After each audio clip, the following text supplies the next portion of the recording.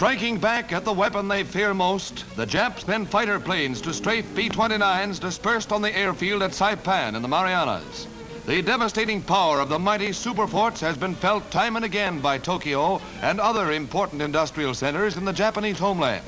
The enemy goes all out in an endeavor to keep the B-29s grounded.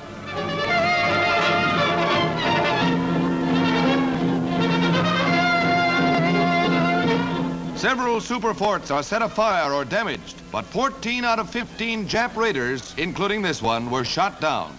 Such raids are to be expected, and the still formidable power of our Saipan-based air forces prepares to retaliate with a vengeance.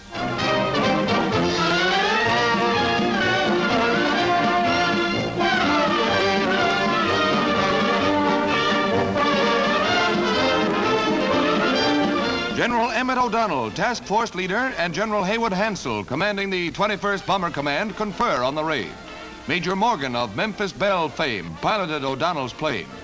Following the dauntless Dottie are plenty more of the same stripe, off to show Tokyo that the Jap strafing mission to Saipan was all in vain.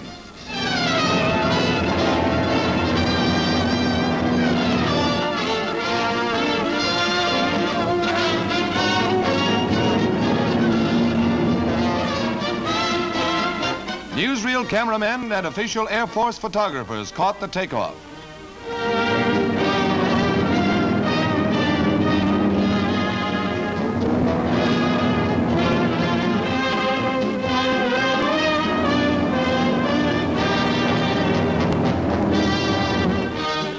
In tight formation, the great fleet of giant bombers roars toward the Jap capital. Alternating with the 20th Bomber Command in Asia, the 21st strikes from Saipan, delivering the old 1-2 punch at the vital industrial centers of Nippon. Rosie O'Donnell's task force roars over Tokyo itself, vulnerable to the long-range striking power of the Superforts.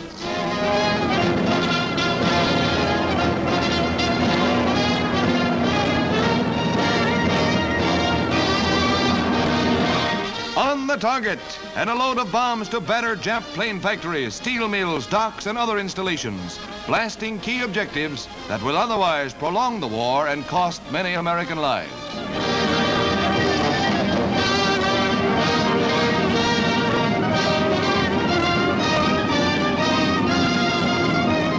With Tokyo aflame, the Superforts head for home, wheeling into a sky that pictures the setting sun of Jap aggression.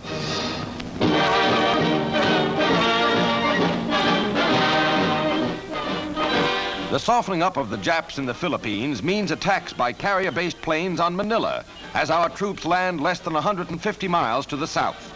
Hellcats, Helldivers, and Avengers swoop down on shipping in Manila Harbor and run up a swell score. 1 light cruiser sunk, 4 destroyers sunk, and 11 cargo vessels sent to the bottom. Just to top it off, 28 enemy planes were shot down and another 130 strafed in the ground. A giant step on our way back.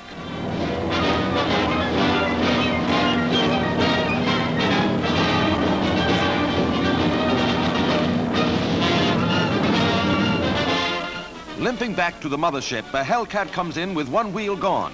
Watch this amazing landing.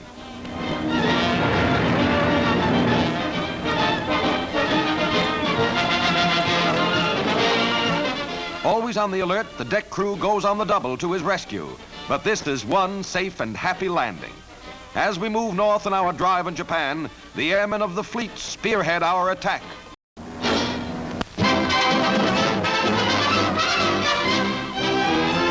Incredible a year ago, men can now be picked up by a speeding plane. The dummy is, or was, there. Next, a sheep, selected because of its delicate physique, is placed between the special uprights. The pickup system was evolved for rescues in remote spots. A volunteer paratrooper in special harness makes the trip with no more wrench than a jump from a kitchen stool. The shock is taken up by the nylon rope and special compensating winch in the plane. Gently, the winch hauls him toward the plane. These are Air Force pictures. None the worse, he's ready for another takeoff. There have been 4 men picked up in this fashion during experiments by the Air Technical Command. The pole is designed to steady the climber against the plane's slipstream. Intensive training of pilots is necessary for the operation. Fantastic as Buck Rogers, here's another aviation miracle come true.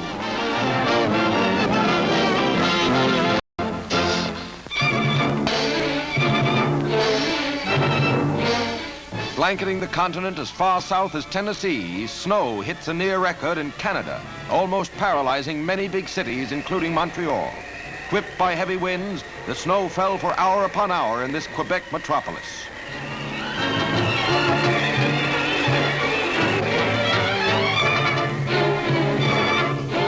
Throughout the Dominion, the blizzard took its toll. 50 lives were lost, and hardest hit was the area around Toronto, where 18 died from the storm. The city was virtually isolated, but he still kept up his rounds. With 22 inches on the ground, stores were closed and pedestrians set out at their own risk. Most offices were closed, and shovelers had no need for the reminder as they fought to keep a few main streets open to traffic. Frozen switches had to be thawed to keep them rolling. The worst snowstorm of this century took a heavy toll.